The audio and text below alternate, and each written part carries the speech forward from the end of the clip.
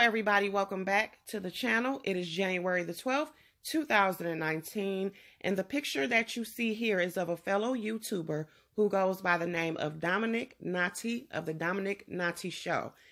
Dominic, I want to let you know if I did mispronounce your last name, I sincerely apologize, and I also would like to thank you for allowing me to use your footage of an interview that you did with Demetrius Smith. If you guys remember, Demetrius Smith was R. Kelly's tour manager. He was also in the Surviving R. Kelly docuseries, and he was one of the main people amongst many others that a lot of us who watched that docuseries found issue with. Me personally, I'm saying this for my opinion, it has nothing to do with Dominic. I think Demetrius is disgusting. Stay tuned for what it is that he had to say. Craig Hodges played with the Chicago Bulls. That's my brother-in-law. He financed us early in the beginning. That's how he started.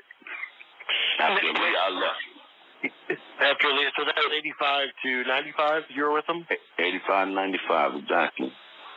And you're saying that one of the Chicago Bulls funded R. Kelly in the beginning of his career? Yeah, Craig Hodges. That's my brother-in-law. He married my sister. And what did Craig do? Did he give him, how much money did he give R. Kelly to get him started? Well, Craig was the first one to put him in the studios. And he did his first couple of albums in the studio. That's what he got his deal with Jive Records. Craig's money got him his $35,000 just for the a song he did, the first couple of videos he did that were never the big, but he paid about $35,000 for those, you know.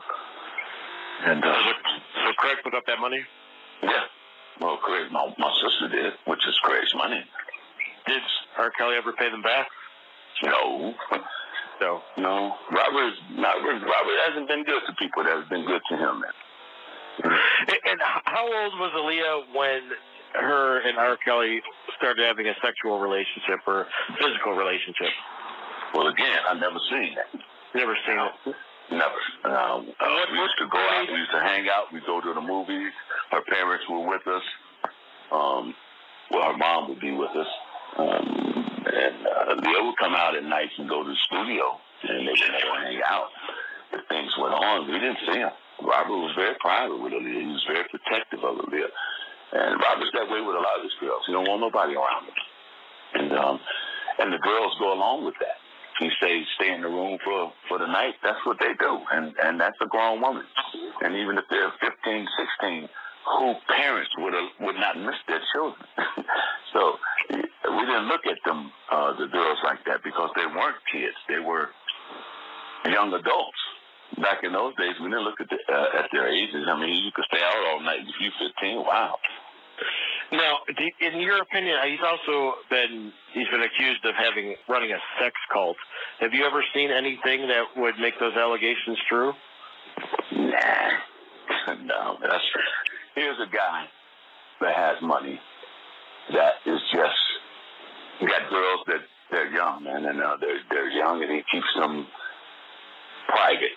And he might have one in this room, one in that room, one in that room. He say, y'all, I'll be back. When you get home, we pick up the phone, get you something to eat. Can they come out and go hang out by themselves, you know, like grown folks? No, they didn't do that, because if they did, then he'll send them home. So women did what they wanted, what he asked them to do, and they volunteered for that. I'll be on the road with women, and they be, well, why can't I do that? I said, babe, you don't want you to go home? You know, you can go home. I mean, Robert's going to be in the studio. You're going to be right here. That's what you want to do. That's what you do. And that's what they did. So he would have separate, like, hotel rooms and tell each one to stay in a different room? And he would tell them to stay or make them to stay, but the younger girls were the ones he could control. The older women couldn't control, and those that he could control, he would control. He can manipulate. Now, he can manipulate. He's learned to do that. He's learned to be a manipulator. So I know you never watched him, obviously observed him have sex with anyone younger, but these girls that were in the room, were any of them under 18? Well, the only one that I heard about, I haven't seen any of them. It was the one, Sparkle's niece. I did know her, but I didn't know he was, she was so fine and gorgeous as a young girl and built like a woman, but still I knew she was young. Yeah, she's 14. But okay, so he would just tell them, go to the room and wait while I go to the studio, and they were weaker-minded women, and they would just sit there and wait all night. Until it wasn't only women, man. It's men. Robert had guys around him that tame, and they have musical desires to be entertainers, and they go around Robert, and Robert had them wait around for him all day long, sit in cars and wait on him, and they wait. So it's not just women.